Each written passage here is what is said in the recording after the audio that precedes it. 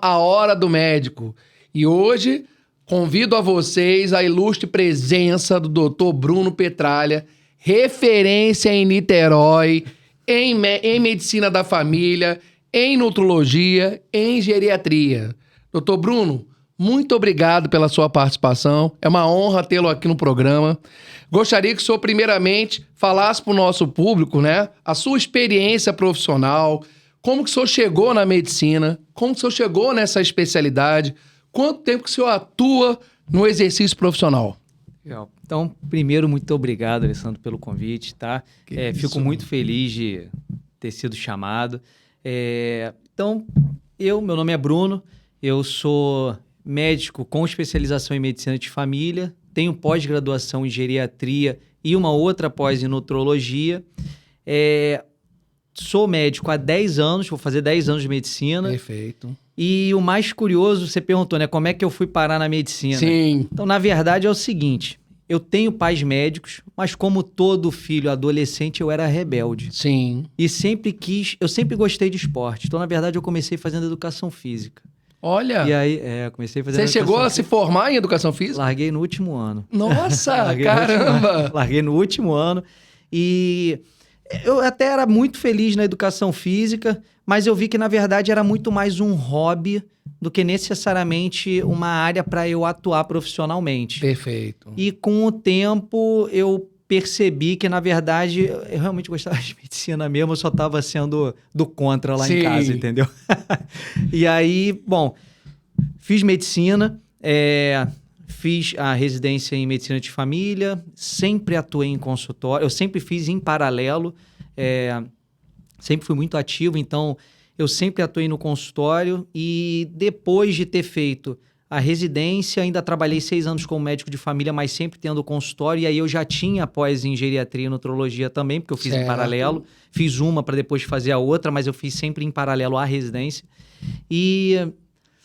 Então, o consultório sempre esteve ali comigo. Depois, eu saí da medicina de família, comecei a atuar só em hospitais, trabalhei muito em emergência, em unidades de internação, mas o consultório sempre ficou ali, eu sempre gostei de consultório. E aí, há uns 3 anos atrás, mais ou menos, eu resolvi criar a Longevita, certo, que é uma clínica onde eu atendia, né? Na verdade, a gente só reformulou, que é em Caraí, onde o nosso objetivo ali é tentar formar uma rede multiprofissional de atendimento, não só para os idosos, mas principalmente para o público que busca um envelhecimento bem-sucedido.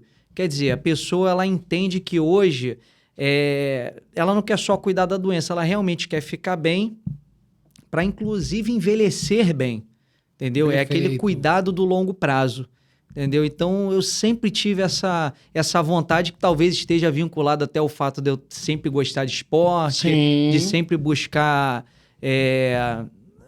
uma saúde mesmo, entendeu? E aí foi assim que eu resolvi seguir, tenho seguido e estou muito feliz aí. Parabéns, doutor. Valeu. Essa iniciativa, né, inclusive com essa nomenclatura Longevita, tá em total de acordo com o que o senhor escolheu como especialidade, né? Porque você cuida, né, da população que cada vez mais está vivendo muito mais, que né, a população idosa.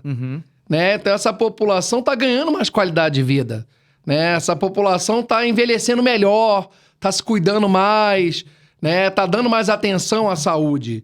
Você atribui isso à mudança na medicina, à mudança conceitual, acesso à informação, ou também o que nós vivemos recentemente, que foi a pandemia, que fez esse choque cultural, né? As pessoas começaram a olhar para si próprio? Olha, Alessandro, eu acho o seguinte, eu acredito que não exista uma coisa que tenha gerado todo esse boom. Certo. Mas eu entendo que a associação de pequenas coisas tem desencadeado isso. Então, sim, eu acho que a pandemia ela teve esse impacto, porque naturalmente foram vistos que as comorbidades elas influenciavam a forma como o vírus ele atua dentro de você.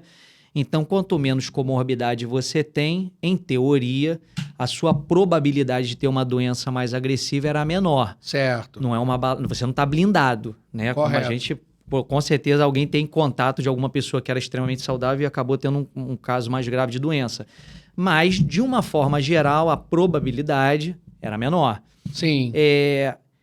Eu acho que na época, quando eu fiz a faculdade, a ideia da medicina ainda era muito assim, tratar a doença, tá? Perfeito. E não necessariamente você tentar se proteger e não pensar só na ideia de tratar a doença, mas de tratar da saúde, que é um termo assim que eu acho que é meio clichê, mas eu acho que é legal porque ilustra muito bem. Quando você vai no médico, você não está querendo só tratar a sua saúde, você quer tratar, quer dizer, você não quer tratar só a sua doença. Certo. Você quer tratar a sua saúde. Sim. Né? Então, tem tido muitas matérias agora, a questão da internet, onde você consegue difundir muita informação, acesso a vários livros. Então, isso tem trazido muito aquele conceito de você não necessariamente só viver mais, mas você, claro, viver mais, só que viver mais com qualidade.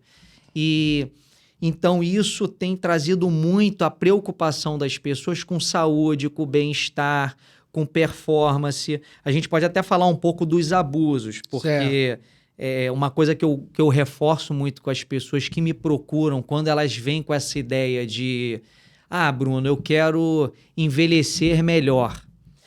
Só que envelhecer melhor, às vezes a pessoa se confunde com performance. Sim. O que eu quero dizer com isso? Você, por exemplo, buscar um aumento de performance hoje, dependendo da forma como você busca esse aumento de performance, você pode estar trocando por anos de vida lá na frente, dependendo do tipo de substância que você usar, dependendo do tipo de estratégia que você tentar adotar hoje para você ganhar mais massa muscular, para você melhorar seu rendimento em alguma função no seu dia a dia. Não digo nem só muscular, mas às vezes até mental. Uso de substâncias que talvez você não tivesse a indicação. Então isso pode te dar uma performance maior no curto prazo, mas às custas do longo prazo. Entendeu? Então, eu sei que cada vez mais fala-se muito sobre viver mais com qualidade. Certo. Mas eu acho que pouco se fala sobre as formas como você busca essa qualidade. Porque às vezes você acaba buscando uma performance muito grande no seu hoje, só que você acaba abrindo mão de outras coisas. Você acaba usando artifícios que você não sabe como que vai ser no longo prazo. Vou jogar só uma pitadinha aí para a galera que gosta da tirzepatida, que é a substância do Monjaro. Isto. Eu postei, deve ter umas 2 dias. Teve um estudo legal, quem quiser depois me manda um direct que eu envio o estudo. Que pegou todos esses remédios anti-obesidade, né, para perda de peso, e ele avaliou, primeiro, qual que emagrece mais, quais que tem mais efeitos colaterais, e a pergunta que eu achei mais interessante, qual que gerou mudança em qualidade de vida 1 ano depois do uso? E para essa pergunta, se vocês quiserem outras respostas, vocês vão procurar no Instagram que eu digo. Perfeito. Agora, para essa daqui, nenhuma mostrou mudança de qualidade de vida em 1 ano depois de usado. Mesmo para quem perdia peso. Agora, por quê? Naturalmente, quando você perde peso muito rápido, você perde muita massa muscular. Então, na prática, você perde função. Músculo é função, músculo é levantar da cadeira, músculo é você conseguir segurar um copo de forma adequada, abrir uma lata, entendeu? Então, quando você perde... É claro que a pessoa dificilmente ela vai deixar de fazer isso usando a caneta. Certo. Mas, com certeza, quem usa não consegue mais pegar o peso que pegava na academia, sente mais cansaço. Então, assim, são coisas que você tem que levar em consideração. Tudo bem, você perdeu o peso, claro. E tudo bem, é a proposta do remédio. Mas você tem... Por isso que eu digo, tem que ter o acompanhamento, tem que ter a avaliação. Por quê? O que você vê muita gente fazendo é tomar um remédio e... eu quero perder peso. E foi o que o estudo mostrou. Com 1 ano, não teve melhora no estilo de vida, não teve melhora na qualidade de vida. A pessoa não referia isso. Não me senti tão diferente. É a descrição do artigo. Entendi. Ela diz, eu perdi peso. A pessoa fala, eu perdi peso, eu sei que eu perdi. mas na prática realmente não mudou minha qualidade de vida.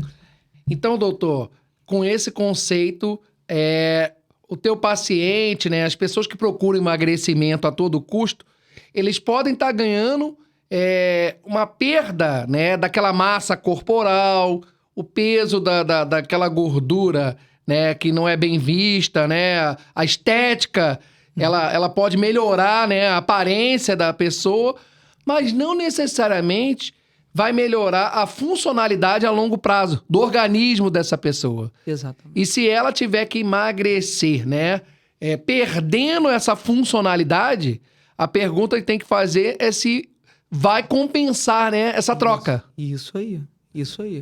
Então você não pode pagar um preço tão alto em busca dessa eterna aparência, eterna juventude, essa eterna vontade, né, de melhorar a tua performance, como você mesmo disse, mas prejudicar a sua qualidade de vida. Então eu faço uma pergunta. A qualidade de vida tem diferença da expectativa de vida? Excelente pergunta. Porque são coisas completamente diferentes. Sim. São coisas completamente diferentes. E aí é por isso que é a cutucada que eu dou para as pessoas quando elas falam sobre a performance. Porque a qualidade de vida... Bom, primeiro, expectativa de vida. A expectativa de vida é literalmente a expectativa de quantos anos você vai viver. Certo. Tá? Então, se eu vou viver 80, 70, 100, enfim... É o quanto você vai viver. Agora, a qualidade de vida é como você vai viver. Perfeito. Entendeu? Então, o que não pode acontecer é você usar o como você vai viver como justificativa para poder usar determinadas coisas. Sim. Então, por exemplo, o que é qualidade de vida? O que é... O que você precisa... Como é que você consegue colocar isso na prática? É você pegar e priorizar. Por exemplo, o que é importante para você? Se você tem um filho, se você tem um neto, é você ter a condição de estar ali participando do crescimento dele, não só como espectador. Certo. Porque você pode estar ali acamado, ou então mais vulnerável e só vendo ali. Mas você quer realmente participar de forma ativa daquele desenvolvimento do seu filho, do seu neto, bisneto. Eu atendi uma tataravó esses dias. Muito bacana. Ela nem é a mais velha do meu consultório, mas foi uma tataravó, isso me chamou a atenção. Enfim, muito bacana, legal. Mas então, assim, expectativa e qualidade. Então, na qualidade de vida, eu sempre tento trazer esses exemplos, porque são os exemplos que vão impactar e vão pegar ali no âmago da pessoa para ela realmente valorizar aquilo que eu estou falando. Seja para aderir às mudanças do estilo de vida, porque não é fácil você aderir à mudança de estilo de vida buscando uma melhora, qualidade. Mas também, não só para isso, mas que é o que muito eu vejo hoje, mas para estimular, inclusive, a pessoa a não fazer coisas extremas na busca de, entre aspas, uma qualidade de vida que, na verdade, é uma roupagem para dizer que a pessoa só quer ficar com uma estética melhor. Entendi. Entendeu? Então, eu acho que é isso, é você tentar pegar, e é por isso que é tão legal você individualizar o cuidado. Certo. É você pegar uma pessoa, sei lá, ô Dona Maria, o que você faz da vida? Eu tenho um filho, tenho um neto, eu trabalho como costureira, eu tenho uma loja não sei aonde, eu vou andando da minha casa até a loja. Então, vamos preservar isso. Sim. Vamos preservar isso o máximo de tempo que a gente puder. De que forma que a gente pode fazer isso? E aí você vê a realidade de cada um e você vai adequando. Isso é qualidade de vida. E a medicina, doutor, ela evoluiu muito nesse sentido nos últimos anos. O que você atribui essa evolução de você conseguir chegar a uma expectativa de vida, né, estatisticamente falando, mas com qualidade de vida? Perfeito. A gente tem algumas coisas aqui. Então, primeiro, você tem uma medicina que ela, primeiro, detecta mais precoce as coisas. Perfeito. Porque é o seguinte, você pode atuar ou antes de um problema acontecer, Sim. ou logo no início, quando ele acontece. Certo. Então, hoje, você vai trabalhar em cima dessas duas coisas. E a primeira coisa é essa, é você pegar tudo que vem logo no início. Então, hoje a gente tem marcadores de inflamatórios crônicos. Certo. Então, você vai fazer um exame e nesse exame vai vir ali, fulano está com uma inflamação. Certo. Então, você dessa forma, você consegue atuar rápido. Olha, você tem uma inflamação baixa aqui. Por que você tem isso? Será que é seu estilo de vida? Será que é alguma coisa? Você não está detectando doença nenhuma ali no primeiro momento. Certo. Mas você está vendo que ali existe um ambiente em que talvez seja mais propenso a desenvolver algo. E a outra coisa é a medicina, onde você consegue detectar de forma mais precoce as coisas. Como, por exemplo, você vai fazer uma colonoscopia. Certo. E aí, na colonoscopia, você viu um pólipo, você retirou aquele pólipo, margem livre, não tem nada, mas era um câncerzinho. Entendeu? Olha. E aí você detectou de forma precoce e, entre aspas, está curado ali. Entendeu? Já conseguiu extrair Você já conseguiu extrair o tumor. Perfeito. Entendeu? Você conseguiu extrair o tumor de uma forma simples, minimamente invasiva, digamos assim, sem precisar fazer rádio, químio, nem nada. Então, você tem essas duas vertentes quando você vai pensar como é que eu posso dizer assim?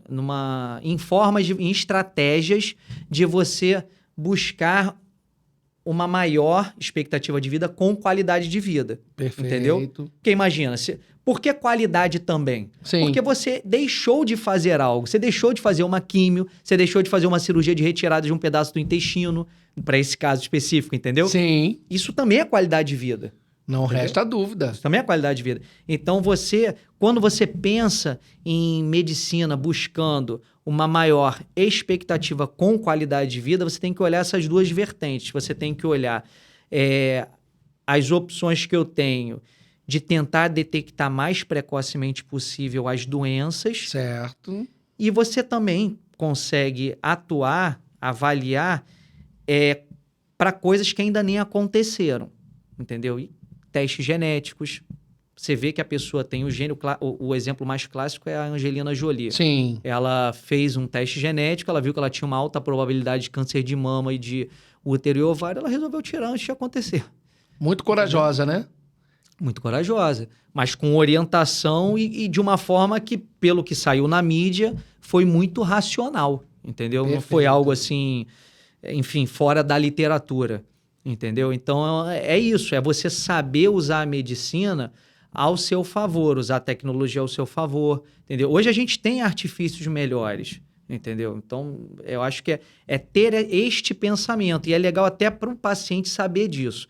Porque dessa forma, ele próprio começa a se conscientizar e entender que, cara, eu não estou aqui só para cuidar de doença. Eu estou aqui para cuidar da minha saúde. E como que eu posso cuidar dela? Tendo esse olhar. Tentar sempre detectar de forma mais precoce possível ou, se for possível, você conseguir antes mesmo da coisa acontecer.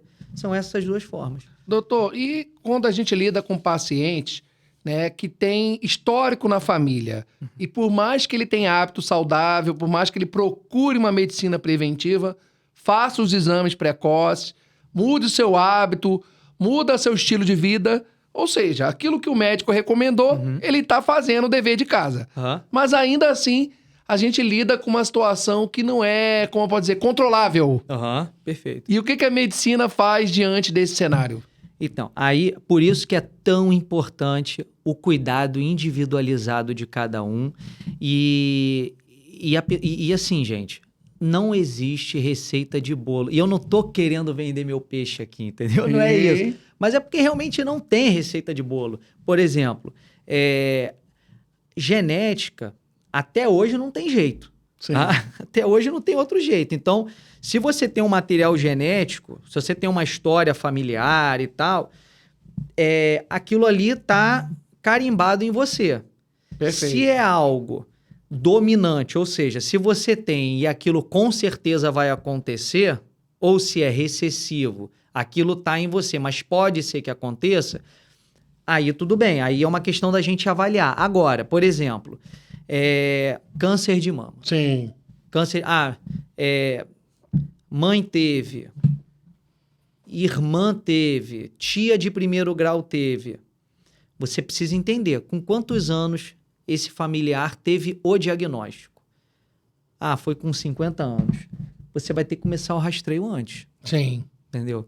Ou, especificamente no câncer de mama, você pode fazer o teste genético, como a Angelina Jolie fez, enfim, e aí faz exatamente o que ela fez. Sim. Entendeu? Agora, por exemplo, câncer de colo, câncer de próstata, para o câncer, você precisa antecipar o seu rastreio e não fazer o rastreio como a população faz. E aí você vai ter que se adequar à realidade, por exemplo, desse parente. Com quantos anos o diagnóstico foi feito? Como que foi esse câncer? Entendeu? E aí, com isso, você consegue especificamente para o câncer atuar dessa forma. Agora, outros exemplos. Doença autoimune. Sim. A doença autoimune, você, dependendo da doença, você até pode, por exemplo, fazer uma investigação periódica, como, por exemplo, doença da tireoide. Você até pode, muita gente faz isso, que pede os marcadores lá os anticorpos da doença da tireoide. Mesmo você tendo aqueles anticorpos positivos, mas sem a doença desenvolvida, não necessariamente você vai tratar. Perfeito. Então, de que forma você consegue evitar isso? Na prática, você não tem como evitar isso se, como eu falei, se for um gene dominante, não tem como você evitar. Sim. Se for recessivo, o que você pode fazer para evitar isso? É você trabalhar de uma forma para você ter o seu corpo mais saudável, buscar ter menos agentes que te tragam inflamação ao longo do tempo, aquela famosa inflamação crônica. Então, você atuar dessa forma, você consegue minimizar, não é zerar o risco, Sim. é minimizar o risco para que ele aconteça. Agora, naturalmente pode ser que aquilo aconteça. Perfeito. E se acontecer, é por isso que você ter acompanhamentos programados é tão importante. Porque a partir do momento que aquele negócio acontece, você já está lá no seu acompanhamento periódico, então você detecta isso de forma mais precoce para, inclusive, ou não ter sintomas ou ter o mínimo possível de sintomas para não atrapalhar a sua qualidade de vida também. Entendeu? Perfeito. E então você acaba que tem que individualizar um pouco. Sim. Entendeu? Então, assim, por isso que a questão da história familiar é tão importante e às vezes tão negligenciada na anamnese. Perfeito. E, doutor, é correto afirmar, né, aquele ditado popular, fulano morreu de velhice. Isso de fato procede ou é apenas um folclore? Porque às vezes a pessoa tem um sintoma e, obviamente, descobre ali um diagnóstico. Uhum. Não é uma doença que a pessoa não tinha, descobriu, e aí veio a óbito. Ok, normal. Mas o que chama a atenção é exatamente essa expressão. Olha, ele morreu de velhice. Né? Então, quer dizer, envelhecer se tornou um diagnóstico? Se tornou uma doença? Então, eu falo isso, cara, eu falo isso para todos os meus pacientes. Se a gente tem uma certeza, é da morte. Sim. Entendeu? E eu sempre brinco também que, assim, envelhecer sempre é a melhor opção. Claro. Porque a outra, né? Exatamente. Então, assim, agora, envelhecer, quer dizer, velhice é um diagnóstico, é uma doença? Não, não é uma doença. Morrer de velhice também não é certo.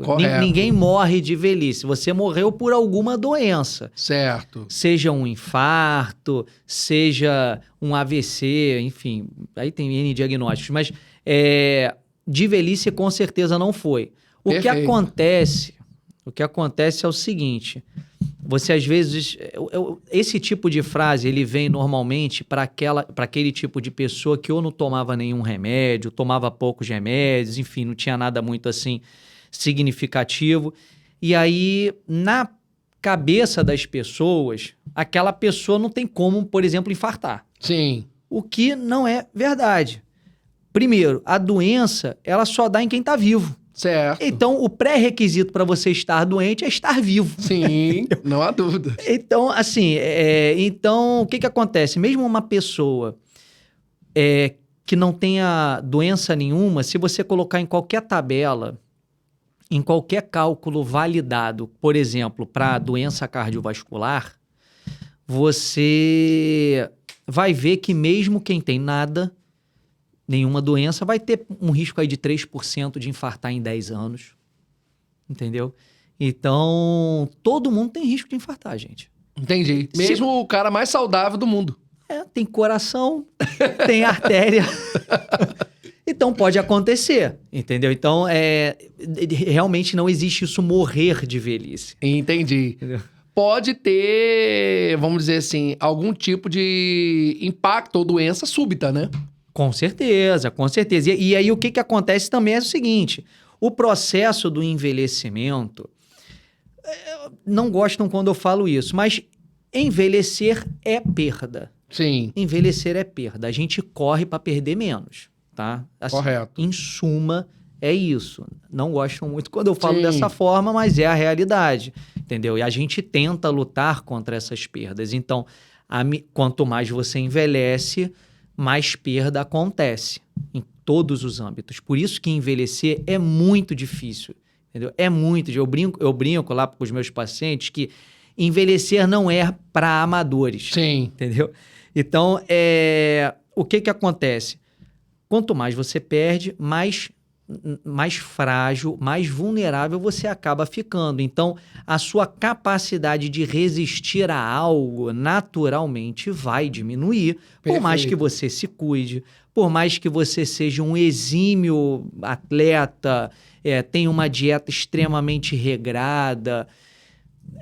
A gente, como eu disse, morrer é uma das certezas da vida, entendeu? Perfeito. Então, quanto mais idoso você é, mais vulnerável você fica, então naturalmente você fica mais propenso a ter um quadro mais exuberante de qualquer coisa.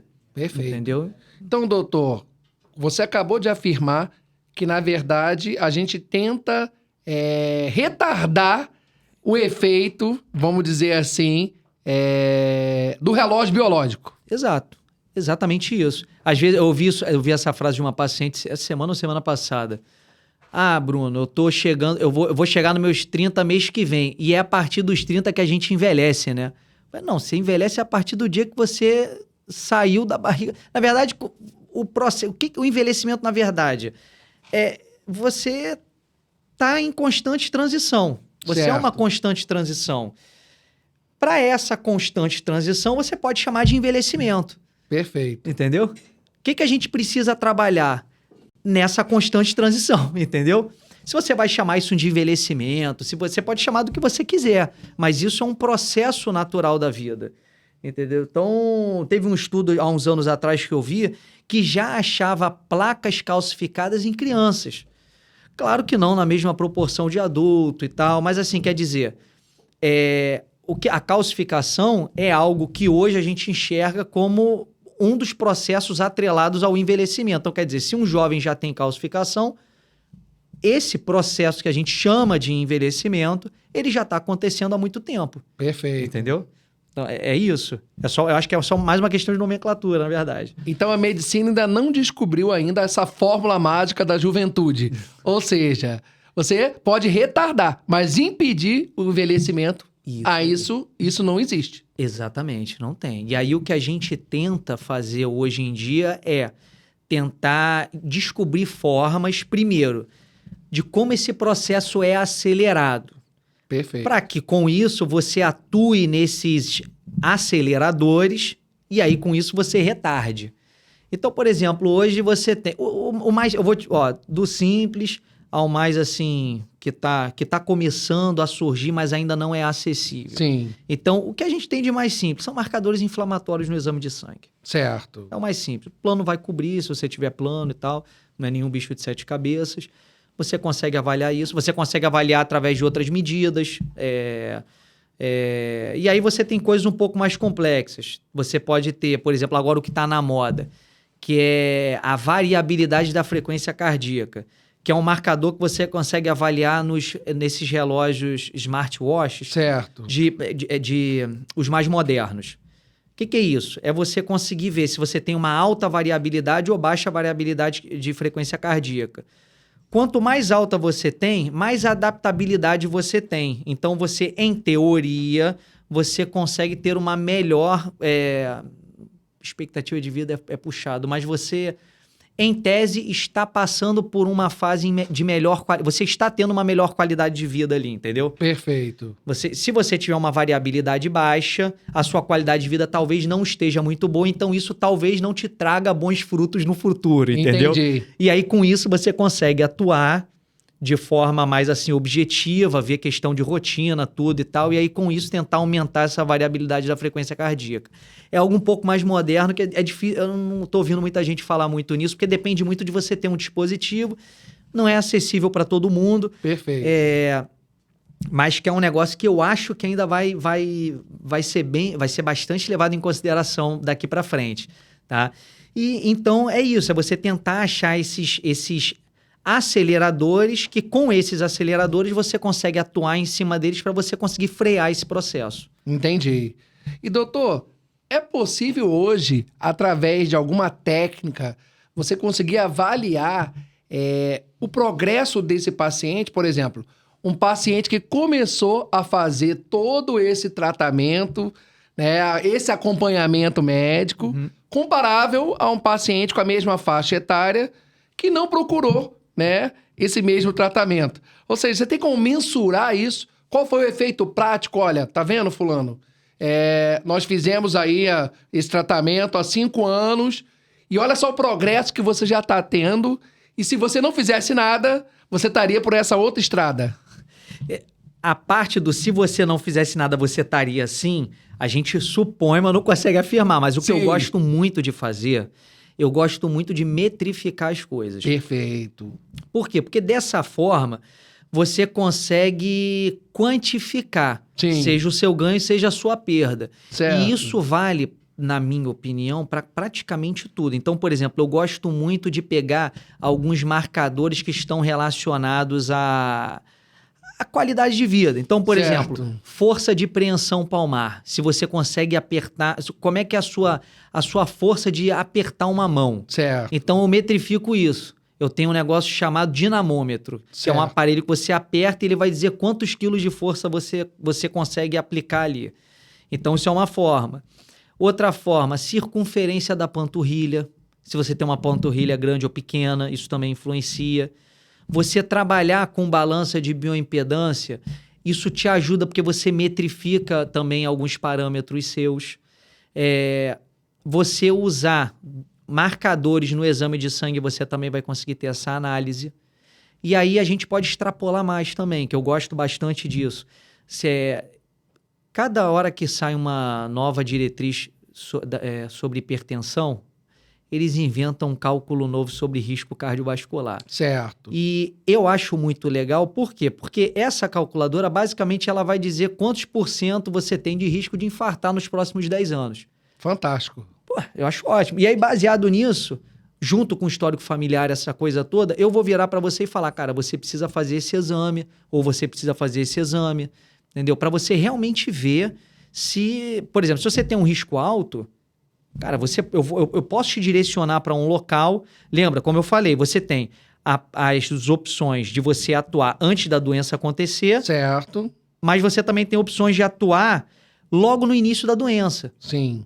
Para eu escolher qual o melhor exame para você, eu preciso ter essas métricas. Perfeito. Entendeu? Então, ao longo desse acompanhamento, você vê tudo isso. Então, se a pessoa já chega numa fase crítica, você já faz esse processo, entre aspas, garante aquela pessoa, Sim. Entendeu? E aí, baseado nisso, você vai vendo, poxa, você já melhorou tantos % de massa, seu exame lá que tinha tanto de glicose, de insulina, agora tem tanto, você tinha uma determinada força de preensão palmar, agora é tanto, a sua velocidade de marcha agora é outra, a sua frequência cardíaca basal era, sei lá, tanto, agora caiu para tanto. Aí, se dependendo da pessoa, a gente pode trabalhar com a variabilidade da frequência cardíaca, se a pessoa tiver um dispositivo, tua variabilidade aumentou. Então, tudo isso você consegue olhar na pessoa para realmente ver, é isso. E isso que eu estou te falando são metrificações ali que eu vejo.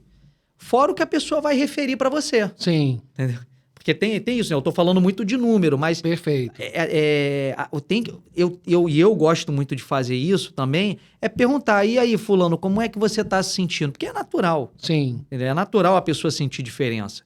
Ela vai ter mais disposição para fazer as coisas, o sono pode melhorar, entendeu? Então, são dessas formas que você consegue avaliar, seja na parte do exame físico do médico, né, fazendo o exame físico e tirando esses detalhes, seja também na anamnese, quando você vai perguntar e você colhe as informações que a pessoa te entrega, entendeu? E aí é isso, você faz uma anamnese direcionada e você consegue entender a demanda da pessoa. Por exemplo, eu vou perguntar como que está o exercício, Sim. se ela faz exercício ela fica dolorida depois, se ela está tendo progressão de carga no treino da musculação ou de pilates, ou sei lá do que seja, entendeu? Quer dizer, se ela está tendo evolução no exercício. Sim. Entendeu? Então, tudo isso eu levo em consideração.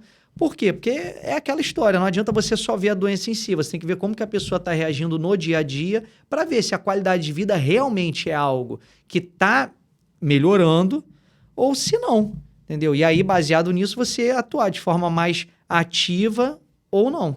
E doutor, é possível, com todas essas informações em mãos, né? E, obviamente, todos esses exames e todo esse acompanhamento... É possível você notar uma diferença, o que nós chamamos de idade biológica e a idade real dessa pessoa? Existe essa discrepância? Existe, você pode sugerir, tem dois aparelhos que você consegue avaliar. Sim. Essa relação entre idade biológica e idade cronológica. Certo. Algumas balanças de bioimpedância você consegue ter essa avaliação, tá? E aí você realmente consegue ver a pessoa em um patamar e ela conseguir se adequar. Sim. E aí você também tem um outro exame, que é um exame específico chamado velocidade de onda de pulso. Certo. É um aparelho, visualmente, ele parece um aparelho de pressão. Sim. Tá? Você vai colocar ele e com esse aparelho você consegue dizer de forma não invasiva, certo, tá? Você consegue dizer se a idade arterial daquela pessoa é compatível com a tua idade cronológica ou não. Sim. Tá? E aí, dessa forma, você consegue... Bom, duas coisas. Uma, determinar a quantidade de intervenção no teu estilo de vida para você melhorar. Certo. E até... talvez escolher exames mais específicos para poder avaliar de forma mais cautelosa aquela artéria.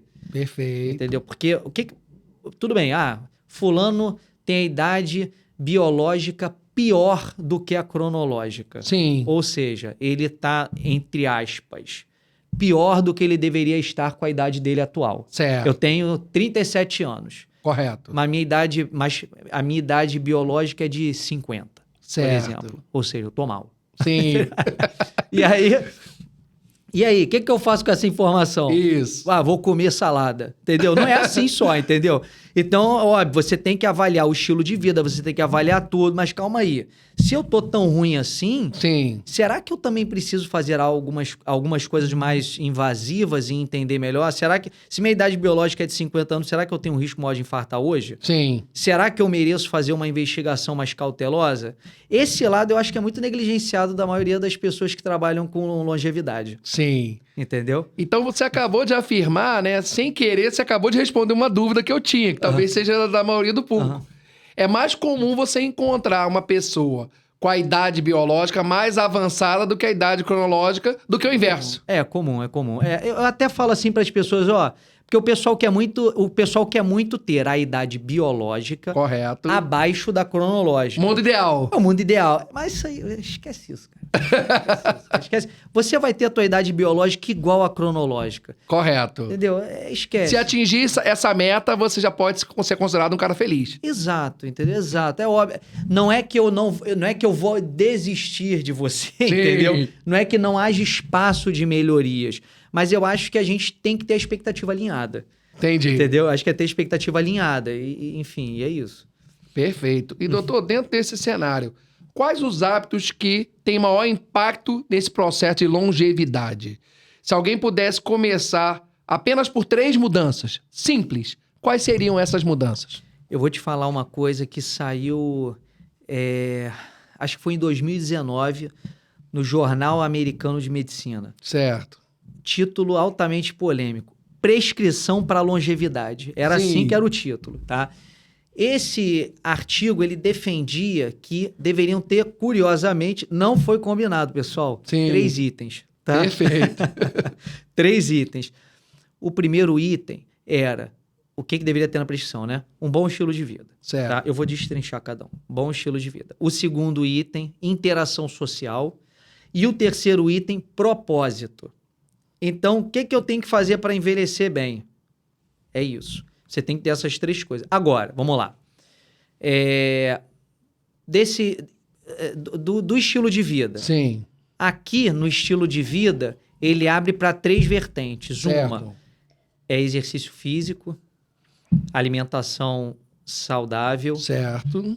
e controle das suas doenças de base. Correto. Tá? Exercício físico. Você mesclar treino aeróbico com anaeróbico. Certo. Pelo menos 4 vezes na semana aeróbico, de intensidade moderada, tá? Com 2 a 3 exercícios, sessões de treino de musculação e, se preferencialmente, 2 sessões semanais de exercícios de alongamento. Correto. Dieta. É uma dieta que eles chamam de dieta... É uma mistura da dieta dieta Mind, que é a dieta do Mediterrâneo misturada com a dieta de baixo sódio. Eles chamaram de dieta Mind, que é do inglês mente. Certo. Tem um apelo aí. Que é uma dieta com gorduras boas, peixes, controle de carboidratos, não é sem carboidratos, são carboidratos de melhor qualidade, controlados, e com pouco sal. Não Certo. é nenhum sal. Sem sal você não é compatível com a vida, mas é sal de forma controlada. E o controle de comorbidade é o controle de suas doenças. É você ir no teu médico, tomar teus remédios, enfim, é isso. Certo. Interação social. É você ter interação social. É você ter, não é você ser uma pessoa extrovertida. Sim. Eu vou sair toda hora, vou badalar. Não é isso, Sim. mas é você manter um cuidado, você manter convívio com outras pessoas, seja familiares, amigos. E terceiro, propósito. Quando ele fala propósito no artigo, ele não está falando de, por exemplo, você ter um propósito mirabolante. Sim. Mas é aquele motivo de levantar da cama. Certo. Seja cuidar de alguém, seja ter um combinado para aquele dia, entendeu? Então, você ter coisas programadas. Então, esses 3... Se você, Bruno, o que a pessoa precisa fazer para envelhecer com qualidade, envelhecer bem? Você tem que trabalhar essas 3 coisas. Por isso, e aí só estendendo um pouquinho na pergunta, por isso que eu brinco que a aposentadoria é a primeira rasteira que a gente toma. Por quê? Porque quando você se aposenta, você para de interagir, porque você não vai mais no trabalho encontrar as pessoas. Perfeito. Você não tem mais um motivo de levantar. Sim. Entendeu? E aí, a questão do estilo de vida, ok. Mas aí você, dos 3, você já perdeu 2. Então, impressionante. Por isso que a aposentadoria, por mais que todo mundo queira, se todo mundo quero me aposentar, quero descansar, não sei o quê, mas na hora que acontece, se não for bem planejado, é uma das maiores queixas que eu tenho. Que contradição, doutor. Ou seja, a pessoa trabalha a vida toda sonhando chegar um dia e se aposentar. Porque aí você vai conseguir, né, reunir o útil ao agradável, que é ganhar dinheiro sem trabalhar. Exato. Só que tem uma coisa. Você, ao mesmo tempo, você está, de certa forma, contribuindo para a perda da qualidade de vida. Exatamente. Por isso que se você não planejar legal isso, você vai sentir na pele. Você vai sentir na pele, e eu falo isso com propriedade, porque não é 1, não é 2, não é 3, não é 5. São vários que chegam lá no consultório com sintomas inespecíficos. Perfeito. E eles próprios não fazem o link. E aí, quando você vai ver, se aposentou tem pouco tempo. Entendi. Entendeu?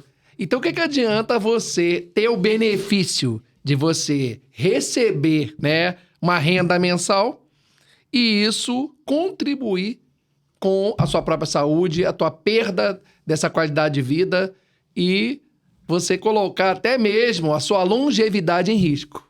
Exatamente. Por isso que eu sempre bato na tecla. Faça um planejamento da sua aposentadoria, de, por exemplo, ter o clube, se a pessoa for religiosa, Sim. tentar se envolver na igreja com tarefas,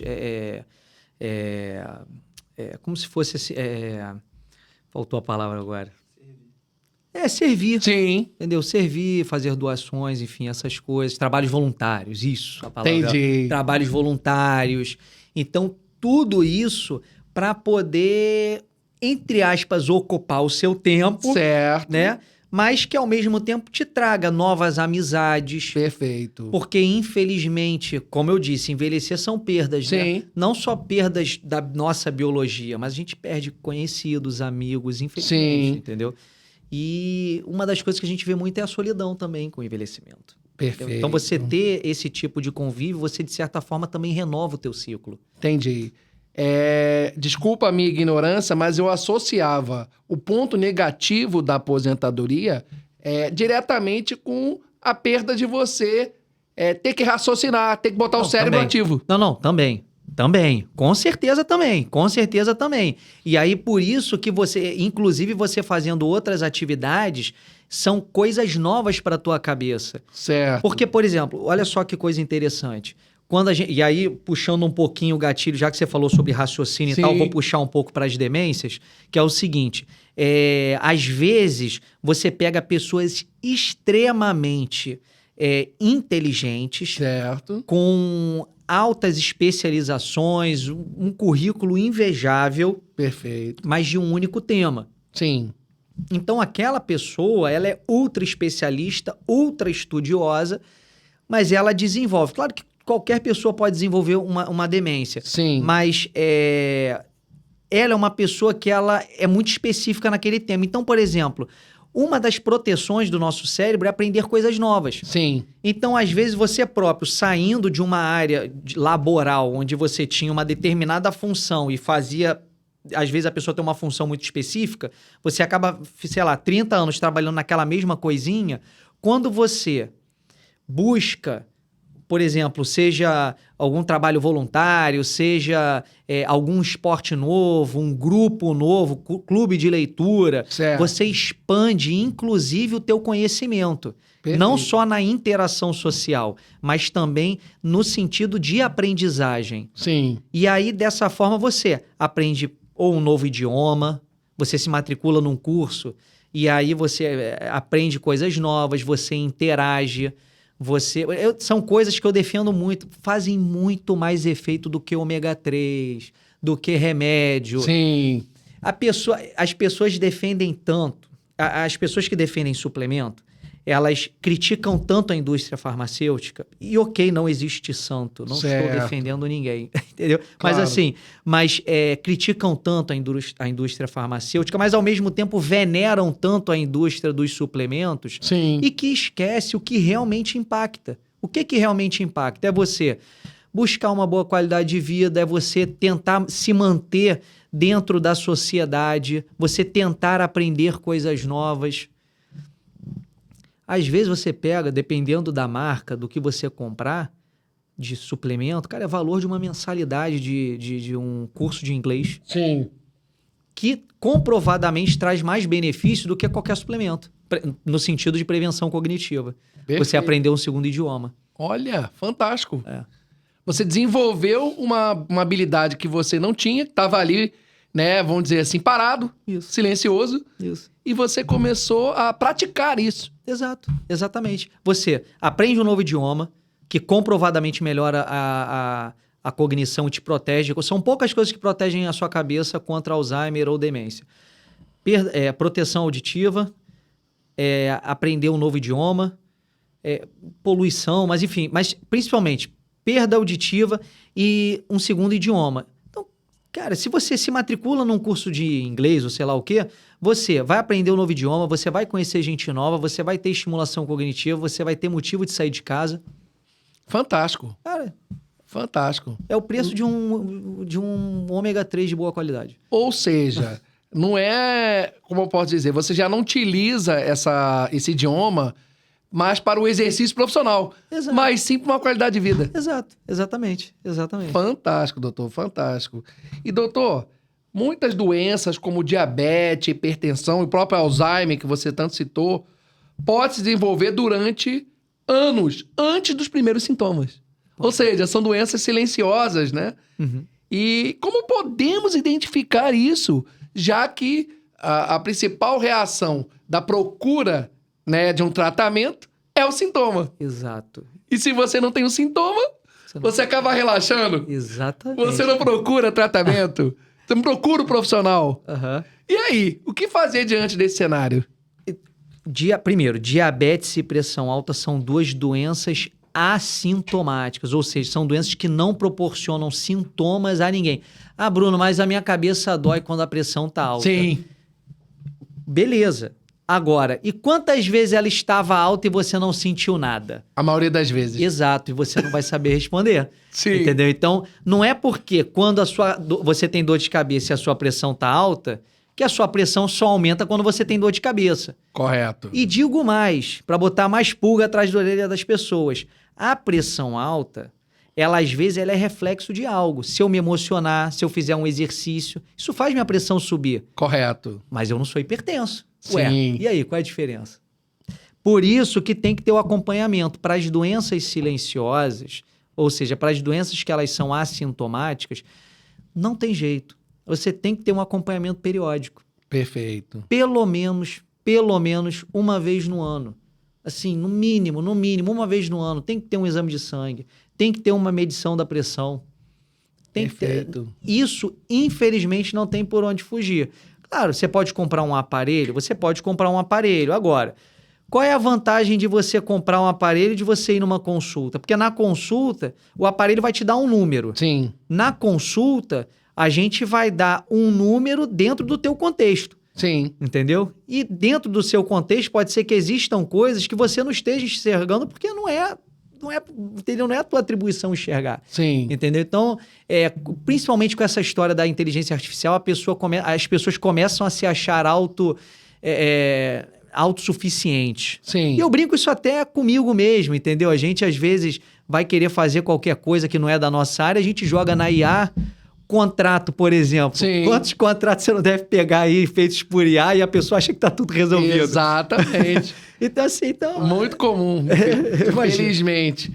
E, doutor, a gente falou curiosamente, 3 doenças que são silenciosas e, ao mesmo tempo, são doenças que não existe um tratamento eficaz, né? Existe um acompanhamento. Você não cura dessas doenças, né? Exatamente. Muitas doenças hoje, infelizmente, não têm cura. Certo. Elas só têm controle.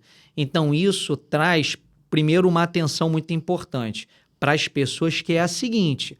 E aí, o exemplo mais clássico que eu dou também, pressão alta e diabetes. Sim. Ah, eu sou hipertenso, eu sou diabético. Estou tomando o meu remédio. Poxa, Sim. A pressão tá boa. Vou parar, tô curado. Não pode fazer isso. Por quê? Porque, na verdade, são doenças que não têm cura. Elas Sim. têm controle. Então, se você parar de tomar, a pressão vai subir. Certo. Se você parar de tomar o remédio da glicose, a glicose vai subir. Ah, Bruno, mas eu tomei um remédio, emagreci, curei minha pressão alta. Sim.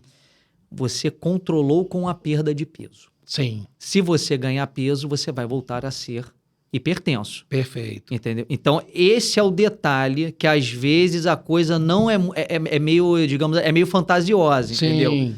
Ah, não, ó, tô curado. Beleza, você controlou com o estilo de vida, você controlou com a perda de peso. Então, tem sido um assunto que é antigo isso. A pessoa toma um remédio, acha que tá tudo bem e para. É igual remédio para colesterol. Sim. Ah, tomei meu remédio, meu colesterol diminuiu, tô seguro, vou parar de tomar 3 meses para ver como fica. Sim. Não precisa parar não, vai subir. Ela vai subir. Entendi. Até porque o colesterol, às vezes, tem a produção endógena, tem a produção Certo. própria.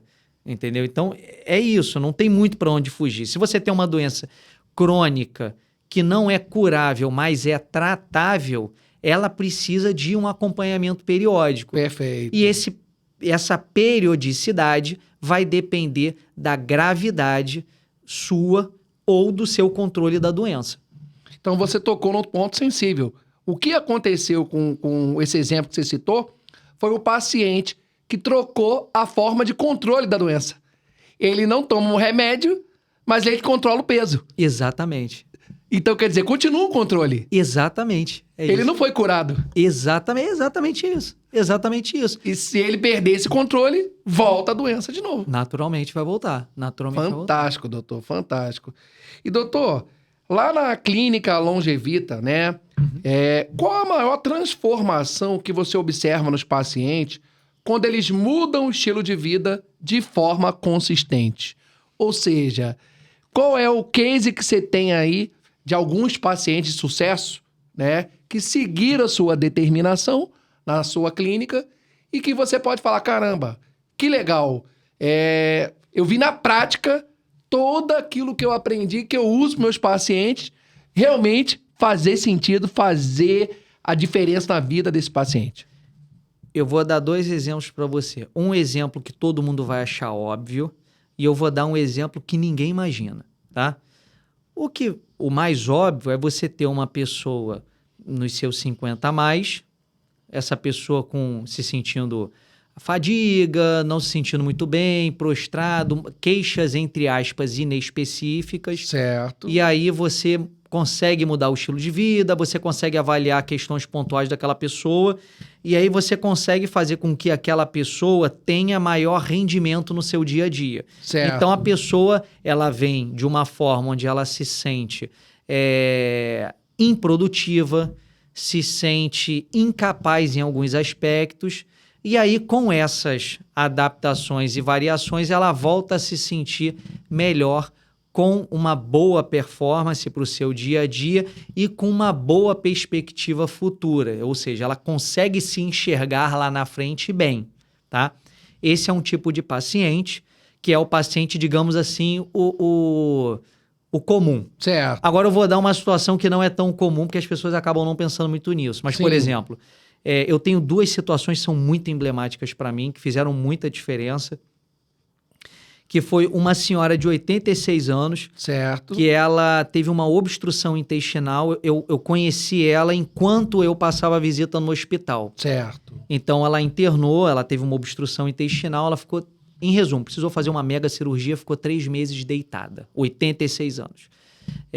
82, desculpa, 86 é o outro paciente que eu vou falar. Sim. 82 anos. Ela saiu, ficou bem e tal, saiu do hospital de maca. E aí eu falei, olha, vamos pro consultório. Tudo bem, foi pro consultório. Ela chegou de cadeira de rodas, e aí ela fez lá algumas coisas lá que eu achei que faziam sentido. Sim. Ela, com 6 meses, ela foi de andador. Caramba, doutor, que 80, evolução. Com 82 anos. Com 82 anos, com andador. Foi com andador. Ela foi eu fiquei muito feliz com esse resultado. Eu fiquei Fantástico. muito feliz. Ela teve uma resposta fora da curva, tá? Não vou jogar tudo na minha conta, Sim. não. Ela teve uma resposta muito fora da curva, mas ela me marcou, cara. Ela me marcou porque eu vi como ela saiu do hospital. Porque uma coisa é você pegar o Sim. paciente que já vem, ele veio para você dessa forma, mas você não acompanhou no hospital. Eu acompanhei no hospital. Certo. Entendeu? E aí foi uma coisa assim que me deixou muito feliz. E eu tive uma outra situação, paciente, esse 86 anos, Parkinson, sarcopênico, muito magrinho, sem funcionalidade nenhuma. Ele ficou 2 meses internado, muito complicado. Ele ficou 2 meses deitado. Certo. A gente fez a reabilitação no hospital. Ele saiu andando com ajuda. Do hospital? Do hospital. Fantástico, doutor. Ele saiu do hospital. Quanto tempo ele ficou internado? Foram 2 meses. 2 meses? 2 ou 4. Agora, foram 2 ou 4 meses. 86 anos, muito magro, extremamente fraco. Ele chegou a ficar na UTI? Ficou na UTI, ficou muito mal. Ele ficou muito mal. Caramba, doutor. Muito mal. Ele já era teu paciente antes da internação? Não, também não. Ele eu também conhecia na internação. Caramba. Foram casos assim muito extremos, que a gente imagina normalmente aquele adulto, né, querendo melhorar o estilo, mas a gente não imagina já no cenário já mais crítico, né? Sim. Mas no cenário crítico existem muitos casos. É porque esses 2, eles tiveram uma resposta assim rápida e extremamente eficaz. Mas é isso, eles vestiram a camisa. Entendi. Eles vestiram a camisa. E, doutor, eu vou fazer uma pergunta fora um pouco aqui do escopo, mas com uma curiosidade que me surgiu. obviamente, muitas doenças, né? O próprio organismo, ele acaba combatendo e você nem fechando o diagnóstico, vamos dizer assim. Com certeza. Você nem descobriu que tinha aquilo, vamos dizer assim. Exatamente. E aí, a pergunta é, se a pessoa, ao longo do tempo, ela vai aumentando a sua imunidade, talvez, né, isso não amplie, né, a resistência dela para essas doenças futuras? Qual que é o detalhe? À medida... lembra que eu falei que envelhecimento é perda? Sim. Tem um negócio chamado imunossenescência, que é o seguinte. Certo. O nosso sistema imunológico vai envelhecendo também. Perfeito. Entendeu? Então, inclusive, isso uma das coisas muito debatidas dentro da vacinação, cara. Certo. Sabe por quê? Porque como o sistema imunológico do idoso ele vai envelhecendo, ele não é tão... Ele deixa de ser funcional em alguns aspectos. Essa, inclusive, é uma das justificativas do porquê que muitos idosos não fazem febre. Porque Sim. a febre é uma resposta do seu corpo à infecção. Mas como você já tem uma resposta deficitária, você não faz febre. Não sei se você já ouviu falar, mas muita gente fala o idoso pode fazer pneumonia sem ter febre. Sim. Vem daí. E aí, por isso que quando se fala em vacinação para idoso também, você tem que levar em consideração como que essa vacina é feita.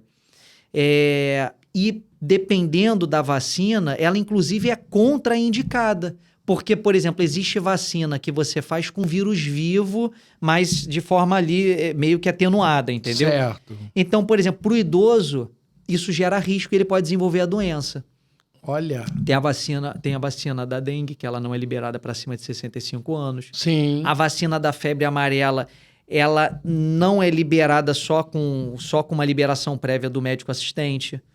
Entendeu? Então, por quê? Porque são vacinas onde o vírus está ali ainda. Entendeu?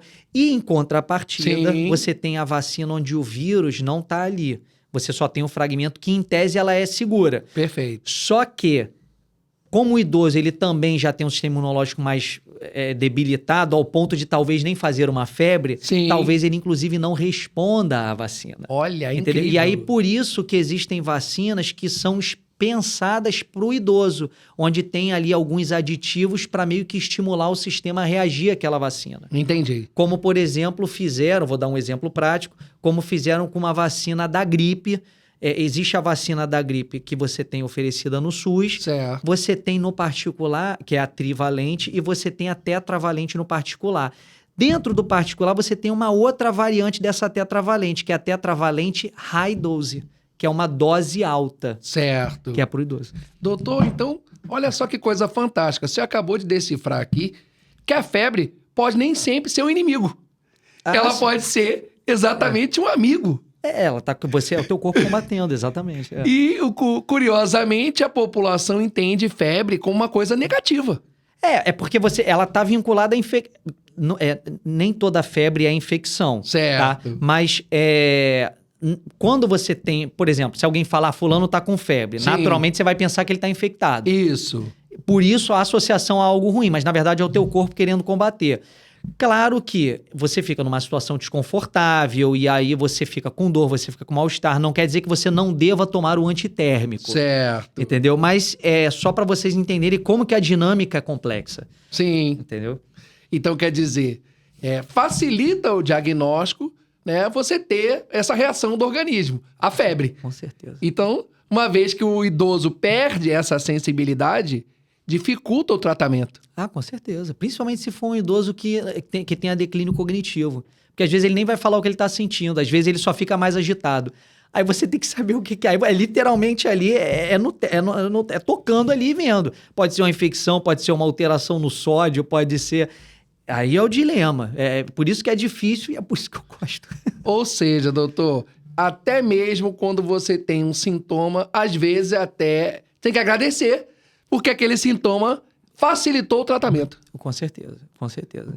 E doutor, se você pudesse deixar apenas uma mensagem para quem deseja chegar, né, aos 80, 90, aos 100 anos, né, se é possível, com qualidade, com autonomia, disposição e qualidade de vida, né, que são palavras assim maravilhosas, para toda a população, o que você diria, né? Qual a mensagem você daria para esse público que quer envelhecer bem?